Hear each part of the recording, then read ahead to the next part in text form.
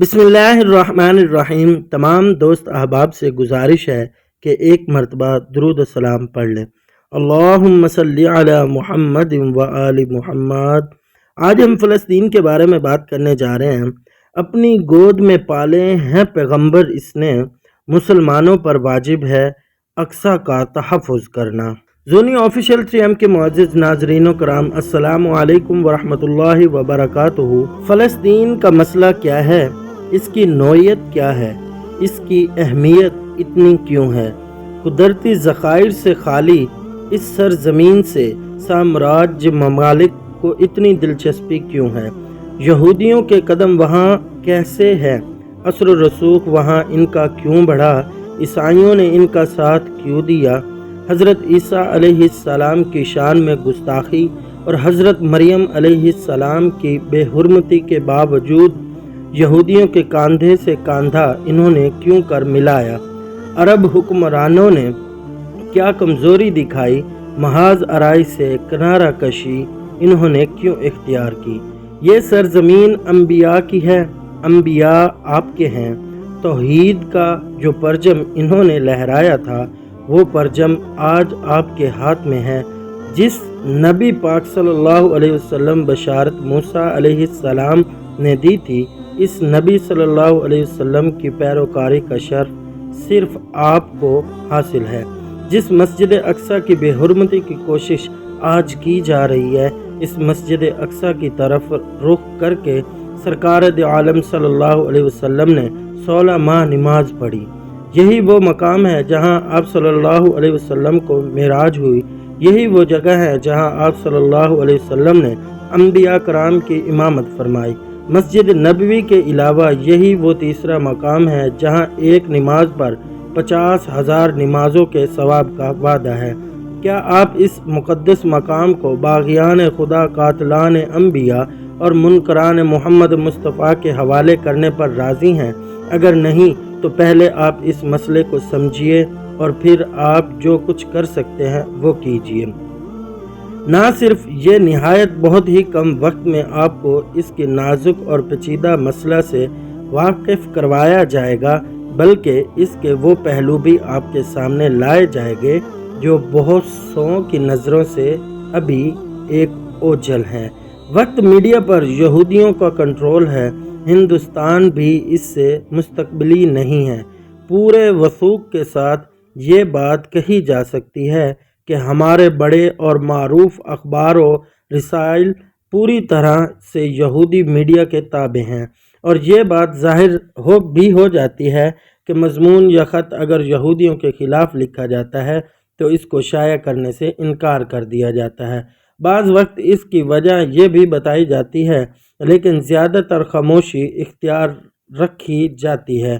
اخباروں میں ایسی خبریں بھی آتی ہیں کہ گویا ہمارے اکثر اخبارات آزاد ہیں اور امریکی اشارہ کرنے کے پابند نہیں، حالانکہ وہ امریکہ کے پیچھے ہیں، کیونکہ خود امریکہ کا پریس یہود پر قبضہ ہے اور امریکہ کی گردن یہود کی گرفت میں ہے۔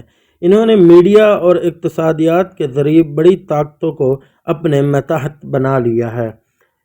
یہی وجہ ہے کہ ہم صحیح صورتحال سے واقف نہیں ہو سکتے۔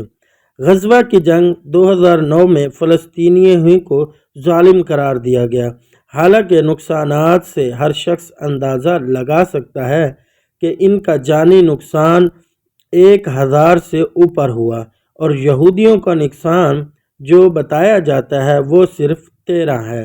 اس سے ہر شخص سمجھ سکتا ہے کہ ظالم کون ہے اور مظلوم کون ہے۔ پھر جو مالی نقصانات ہوئے، ان کے متعلق خبریں بہت احتیاط کے ساتھ دی جاتی ہیں، جبکہ بڑی تعداد میں ان کے مکانات تباہ ہوئے۔ اس وقت بھی سخت سردی کے موسم میں بعض لوگوں کے پاس رہنے کے لیے مکانات نہیں۔ ابھی عربی اخبار میں ایک خبر شائع ہوئی کہ بعض لوگوں کو ٹھنڈی ہوا سے بچنے کے لیے کھڑکیوں اور دروازوں کو بند کرنے کے لیے دفتی اور کاغذ لگانے پڑ رہے ہیں۔ یہ وہی خبریں ہیں جو ہم تک پہنچتی ہی نہیں۔ اس وقت خبریں آ رہی ہیں کہ مسجد اقصی کو خطرہ ہے۔ کوشش کی جا رہی ہے کہ مسجد اقصی کو مسمار کر کے ہیکل سلیمانی کی تعمیر کی جائے۔ اس کے لیے مختلف تدابیر اختیار کی جا رہی ہیں۔ تحقیق کے نام پر نیچے کھدائی کی جاتی ہے، کبھی مسلمانوں کو اس میں نماز پڑھنے سے روکا جاتا ہے۔ ابھی خبر میں آئے ہیں کہ ان کو نماز پڑھنے سے روک دیا گیا ہے اور اس میں یہودی زبردستی گھس آئے ہیں۔ اس سے پہلے آگ لگانے کی کوشش کی گئی، جس میں ہندوستان بھی بڑا ہنگامہ ہوا تھا اور فسادات ہوئے تھے۔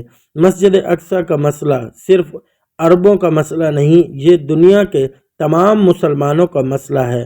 فلسطین کے بارے میں تو کہا جاتا ہے وہ عربوں کا مسئلہ ہے، اور اس میں عربوں کو کوتاہی کو بہت دخل ہے، کیونکہ اسرائیل کا قیام یوں ہی عمل میں نہیں آیا۔ یہودی مکر و فریب ایک حقیقت ہے، لیکن اس مکر و فریب، عیاری اور مکاری سے یہودیوں کو کوئی بڑا فائدہ نہیں اٹھا سکے۔